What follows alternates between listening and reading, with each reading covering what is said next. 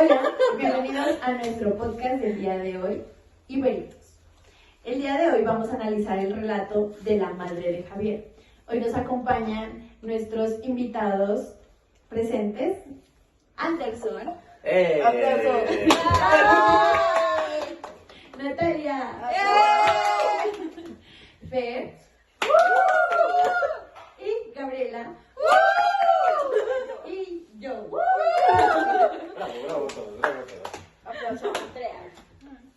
Bueno, primero para empezar vamos a dar como un pequeño contexto de qué es lo que dijo la madre de Javier, ¿no? Pues para empezar, porque si ustedes no saben, nosotros menos. ¿Qué es lo que sucede? Imagínense que en Colombia hay un municipio que se ubica en el Valle del Cauca que se llama El Cerrito. Como saben, el Valle del Cauca es una zona un poquito peligrosa. ¿Por qué? Por los grupos armados, los paramilitares, bueno, entre otros. Por ejemplo,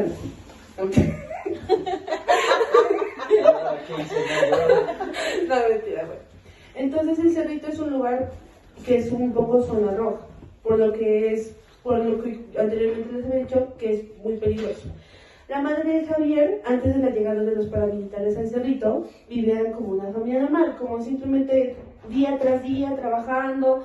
Ellos tenían su propia tienda, ellos tenían su propio negocio, tienen 2 hijos, viene uno próximo que no llegó, pero iba a venir, pero pues no llegó. No casó. No pudo cruzar la línea de meta, pero bueno. Entonces, un día cualquiera, la madre de Javier estaba trabajando. Llega el esposo y le dice, adivina quién llegó. ¿Quién?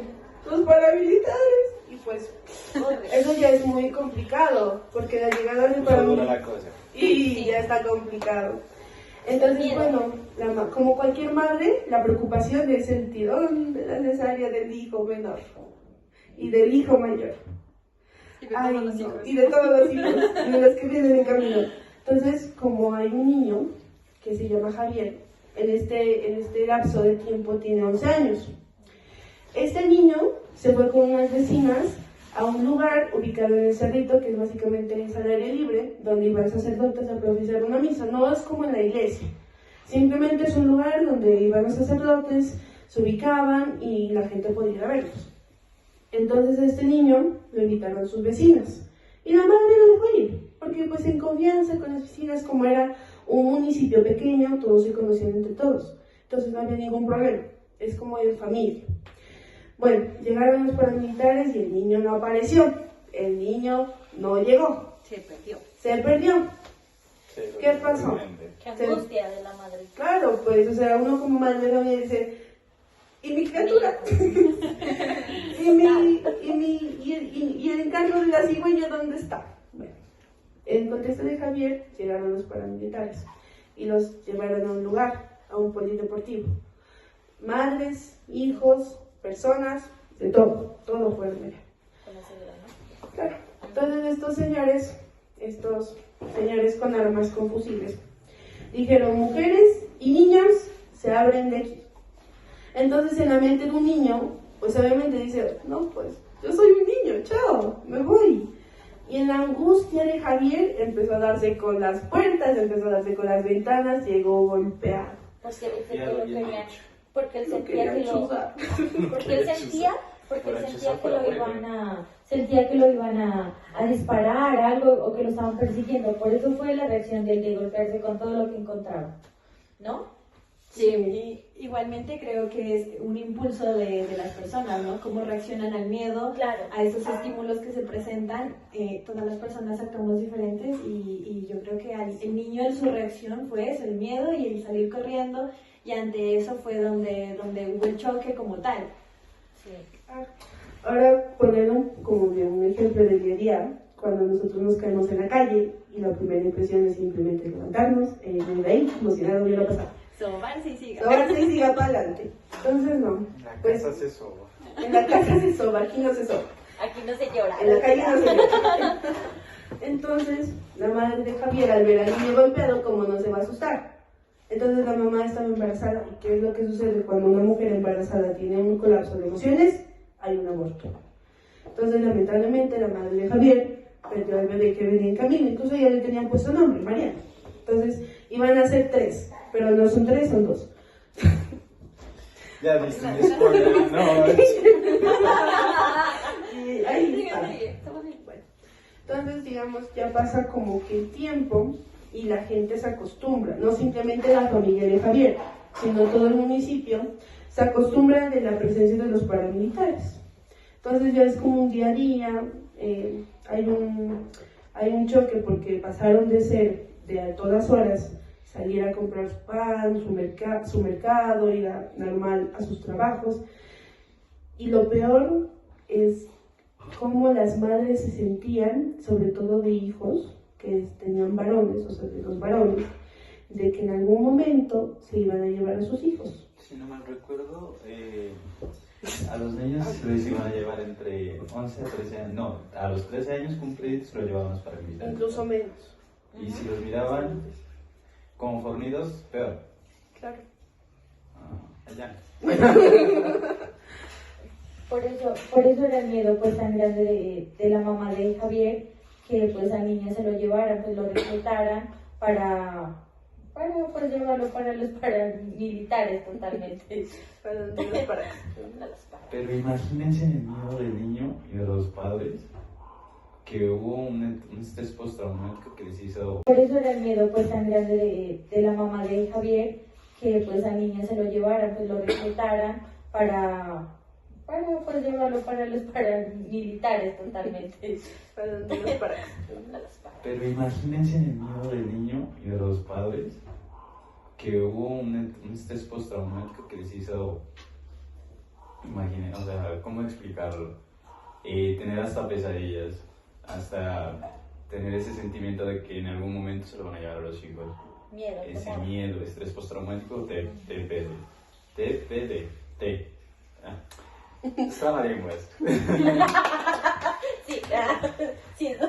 También se había reflexionado un estrés postraumático, ya que Javier, uno de ellos también hablaba acerca de que cuando ya creció, al final de la historia, podíamos evidenciar que pues el chico ya no quería tener hijos por lo mismo, por todo lo que había pasado en general. Con este muy gran spoiler, continuamos con la historia. Entonces era por tener nuestra compañera, pues básicamente que el municipio ya vivía a costa del miedo que les daban los paramilitares a todos. Más que nada, por eso les digo, las madres de familia eran las que más estaban al pendiente de lo que sucedía con sus hijos varones. Tener una nena en ese digamos, espacio no era tan complejo, tan complicado como era tener un hijo varón, porque a los varones se los llevaban, simplemente los miraban y chao, vení para acá. O sea, es como, hubo como esa, como más preocupación por un hijo varón, un hijo hombre y mayor. Entonces, ¿qué pasa con estos dos niños? Que al crecer hubo un trauma de infancia, más que nada con los dos pequeños, y ya no son pequeños obviamente, porque Javier se casó, y bueno, con su esposa siempre le repite la historia de que pues él tuvo la culpa, de que fue culpable de que su hermanita no naciera, porque un niño, y enterarse de que la hermanita que estaba en camino ya no pudo nacer por el acontecimiento que le sucedió a él, es traumático. Un niño se trauma. Y más si no hay un espacio en donde la madre le pueda comunicar como que, hey, calma, ya pasó. O sea, Mira, Gaby, también, por ejemplo, yo podría decir que hay un acondicionamiento operante sobre lo que habla Skinner. Por ejemplo, podríamos decir que él se acondicionó a eso, o sea, del temor. Por ejemplo, podría decir que él, lo que le pasó en la infancia, podríamos decir, yo por ejemplo pongo de ejemplo a Luis, que él era un niño pequeño, pero a pesar de que miró todas esas cosas, él quedó, la reacción de él fue de no tener hijos. ¿Por qué? Porque miró pues que la mamá tuvo un aborto espontáneo por toda esa guerra, podríamos decirla, ¿no? Entonces a él le traumó eso de no tener hijos a causa de eso. Entonces, a la condición operante de que dice Skinner, podría relacionarlo en lo que dice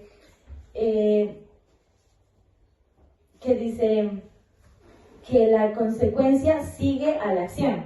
Entonces, ¿qué podríamos decir? Un ejemplo, aparte de esto, podría decir que, por ejemplo, si tú estimulas a un niño a decirle, recoge tus juguetes, yo te doy un dulce, y reciba pues el dulce, él se va a motivar a seguir recogiendo sus juguetes porque sabe que yo le voy a regalar el dulce. El estímulo. Ajá. Estímulo, respuesta, afecto. Sí, sería eso que dices tú, Natalia. Sí. Ay, No, mentira. Lo que es que solo Bueno, ella nos presenta. Como empezamos a hablar un poco, relax.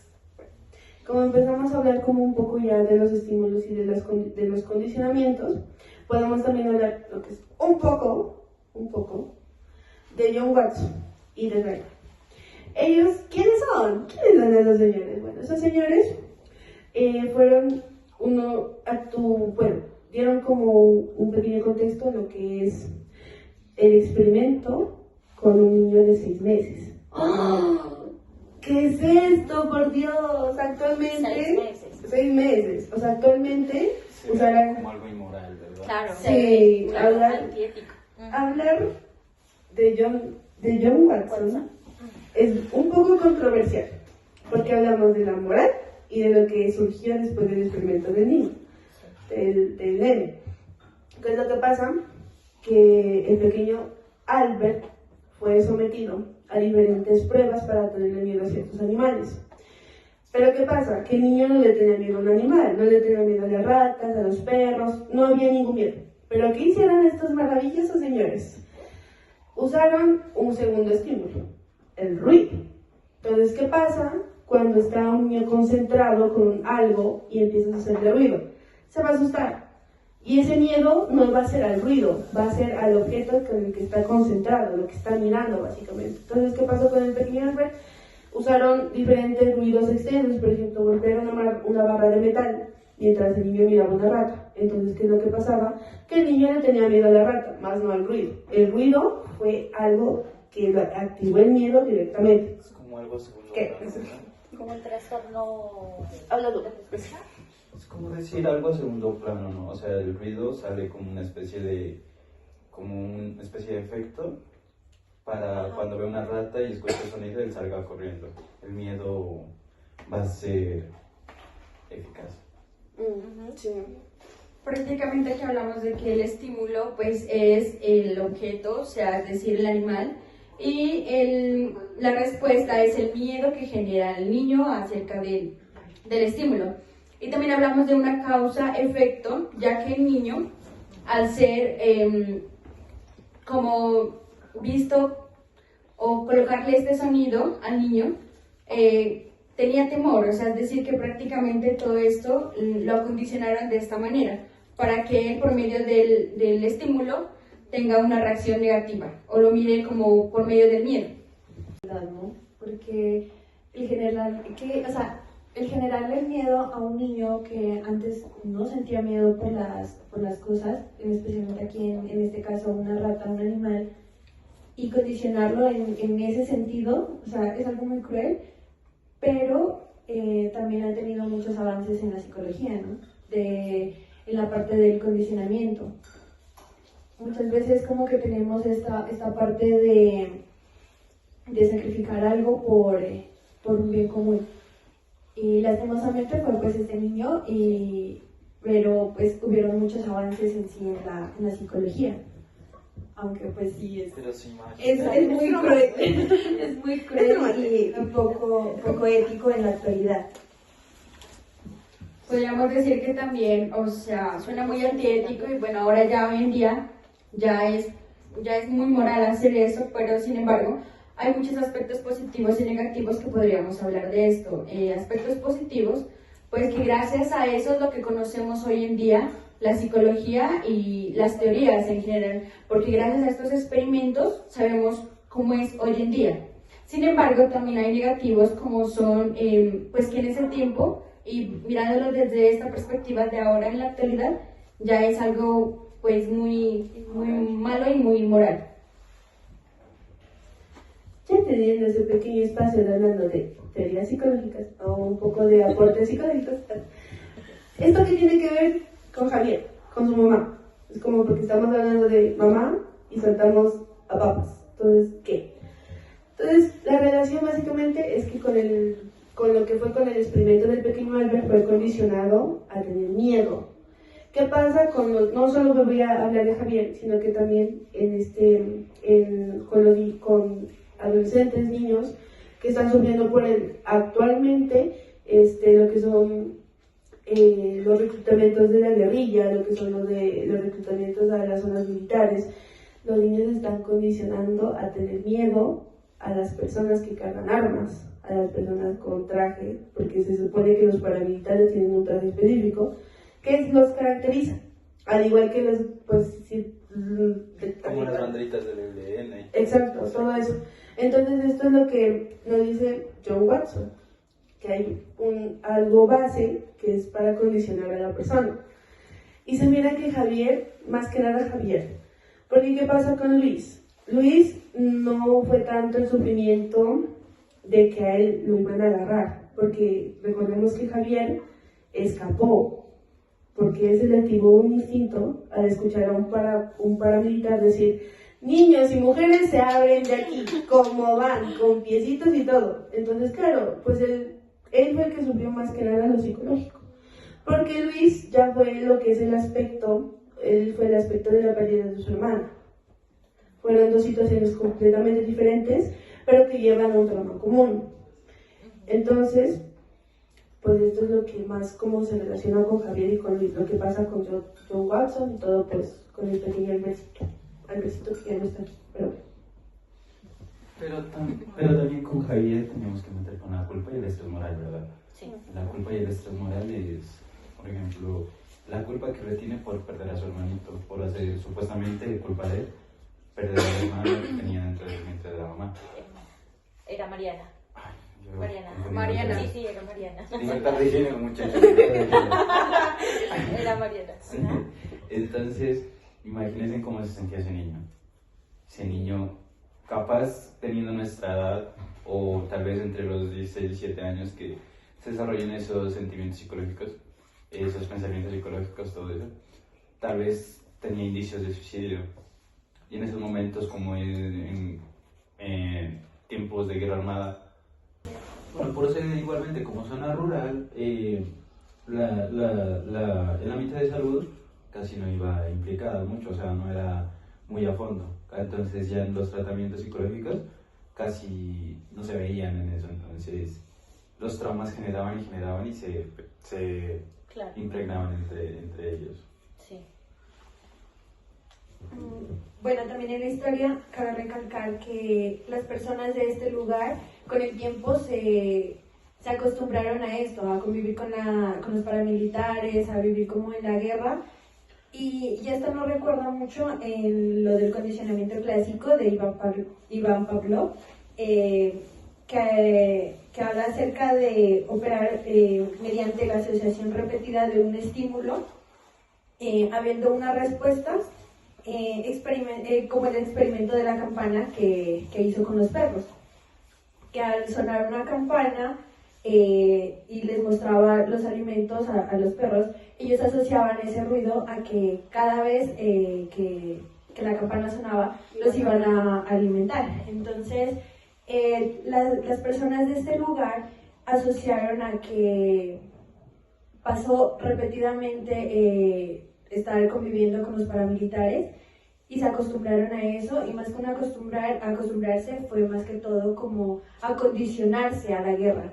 Se puede decir que también asociaban que no sé, cuando habían los disparos, ellos automáticamente se metían a las casas, se escondían prácticamente, y llegaba una hora en que nadie salía.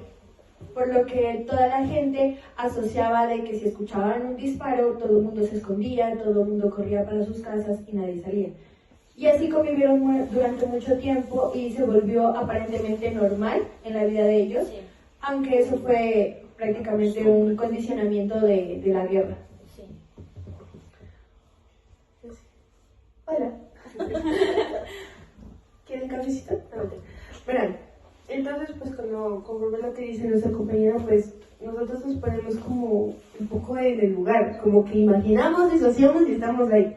Entonces imagínense que pasen de estar la hora que se les pegue la gana en la calle y de un momento a otro les digan a las 5 de la tarde ya no tienes que salir porque te dan perfume.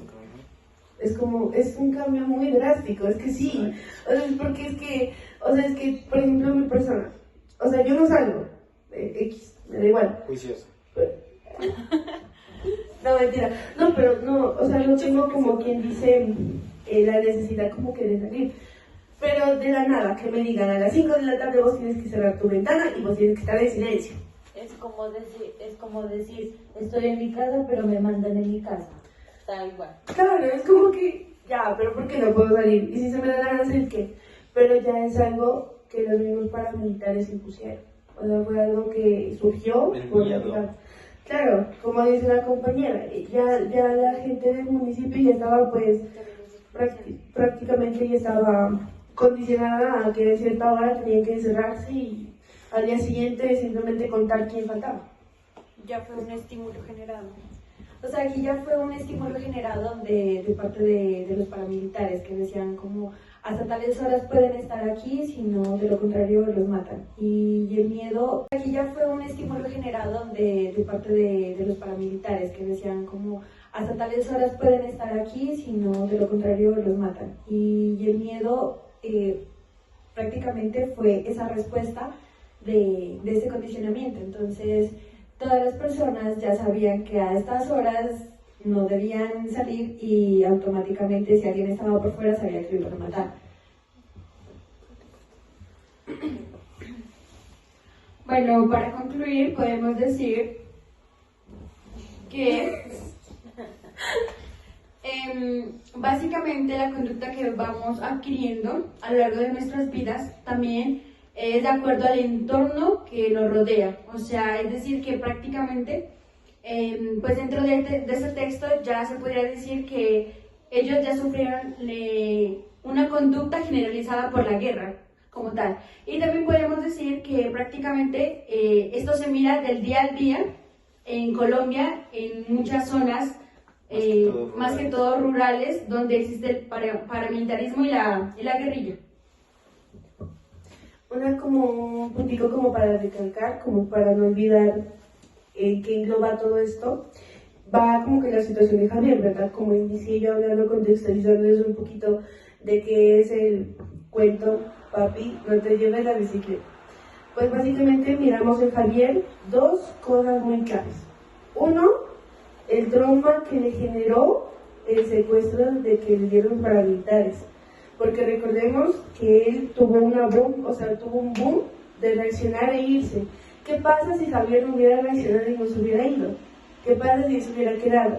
¿Cómo estaría ahora él? Actualmente. Pero él salió, pero aún así quedó un trauma. Y el otro es el sentido de culpabilidad por el fallecimiento de su hermanita. Son dos cosas muy claves que pueden o puede empeorar el comportamiento de Javier o puede simplemente avanzar y superar. Entonces esto está muy durito, ¿no? Es como una hipótesis que queda, ¿no? Claro, pero que lo dejó marcado.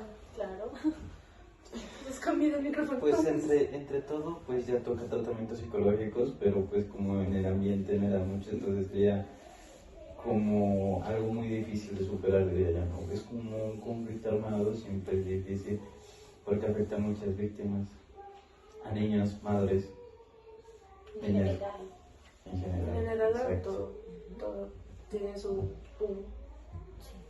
Por último, este texto nos llevó a reflexionar, a sentarnos y a pensar en todas las cosas en sí de las problemáticas que se viven, o sea, más allá de cada lugar, de cada cosa, de cada persona y las conductas también de cada uno.